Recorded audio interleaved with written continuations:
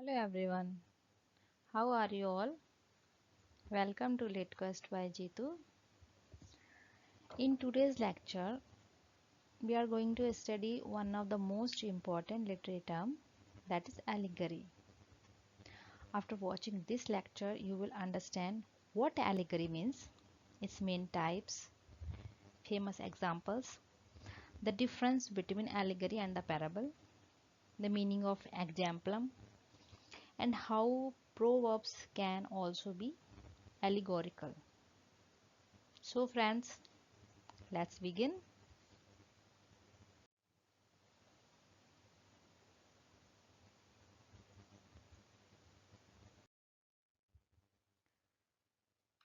Now, what is allegory?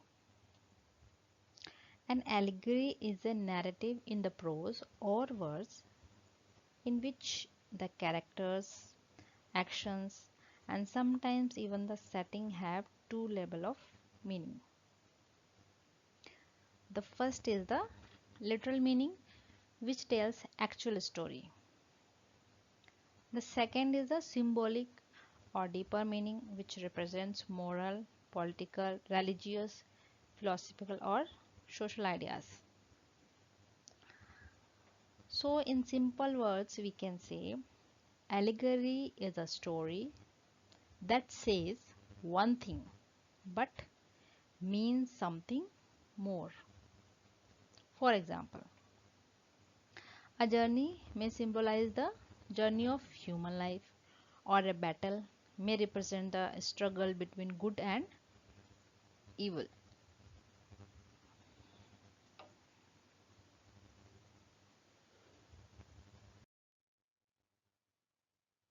Now, types of allegory. Uh, we can divide allegory into two major types. The first is historical and the political allegory. In this type, fictional or the biblical characters, fictional or biblical characters actually represents real historical figures or the political events.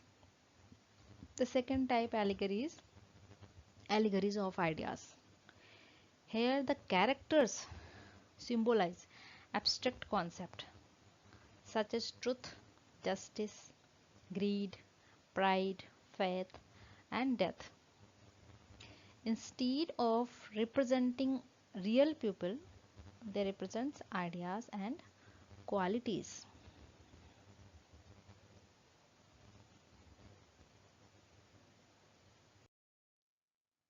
Now,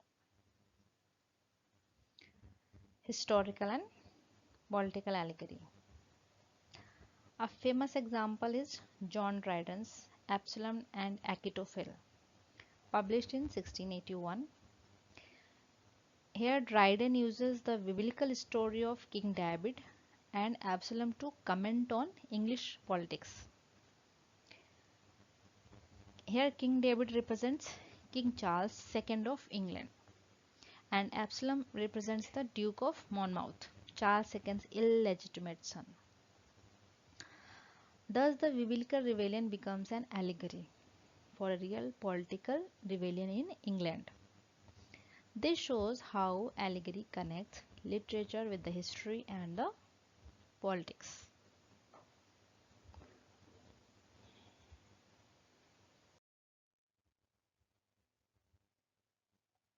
Examples of allegory. One of the greatest allegories in English literature is John Bunyan's The Pilgrim Progress. I think everyone knows about this. Published in 1678. In this work, the main character, Christian, represents every human being seeking salvation. Every place, every character has a symbolic meaning. Some character names like Faithful, Hopeful, Mr. Worldly Wise Man.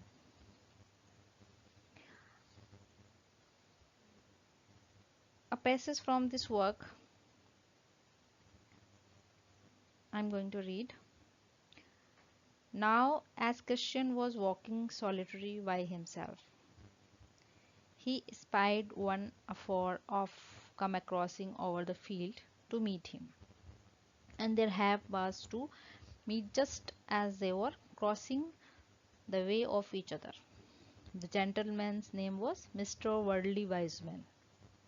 He dwelt in the town of Carnal Policy, a very great town and also hard of from whence Christian came. So here the names, the place has symbolic meaning. Another important example is Edmund Spenser's The Fairy Queen, where knights and ladies represent different moral virtues like holiness, temperance, and justice. These works teach moral and spiritual lessons through the symbolic stories.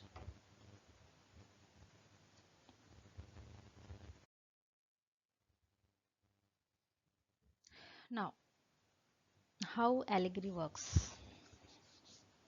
An allegory always operates on two levels. As we know, the first level is the surface story that every reader can understand. But the second level is the hidden symbolic meaning, which requires interpretations. Therefore, reader must go beyond the literal events to discover the author's deeper message. This double meaning is what makes allegory a powerful literary techniques.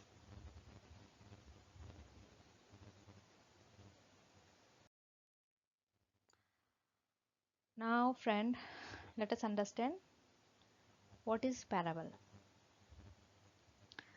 Parable as a very short narratives about human beings that teach a moral or the spiritual lesson through the analogy.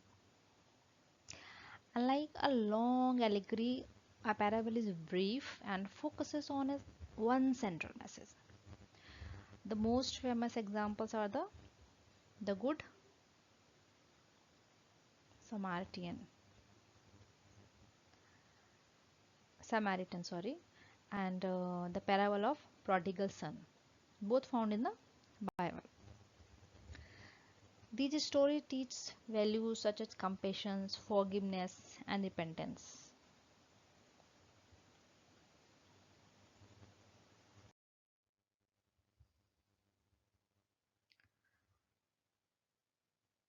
The literary critic Mark Turner gives a broader understanding of the parable.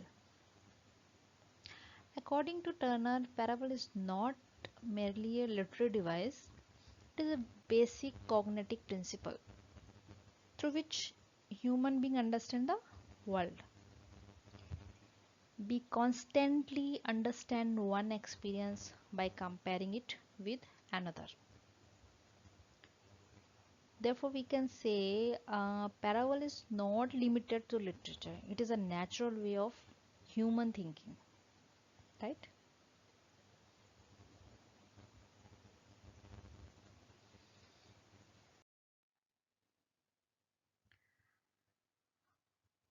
Friends, here is another important term related to allegory is exemplum. What is exemplum? An exemplum is a short story used as a particular example to teach a moral lesson, especially in the medieval religious sermons. A famous example is Chaucer's The Partner Tale. The partner preaches that greed is the root of all evil. He supports this message by telling the story of three men whose greed ultimately leads to their death. Here, the story serves as an exemplum because it illustrates a moral lesson, right?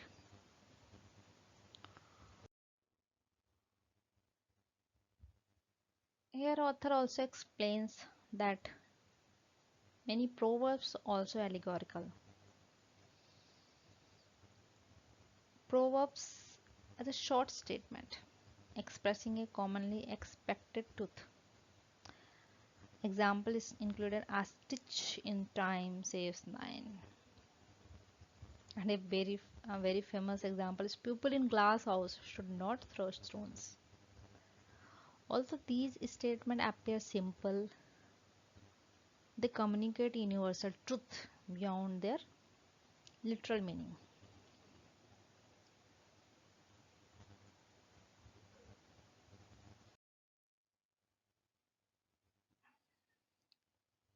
So friends, let us summarize today's lecture. What is allegory? An allegory is a narrative with the two levels of meaning. And according to M.H. Abrams, it may be historical and political allegory or allegory of ideas. We also studies related forms such as parable, exemplum, proverbs. Allegory enables writer to express a complex moral, political, religious, and philosophical idea through the symbolic stories. So, friend, this is all about the allegory. Thank you for watching this lecture. And friends, please, if you found it helpful, please like the video, subscribe to LitQuest by Jeetu, and share it with your friends. Thank you, and see you in the next lecture.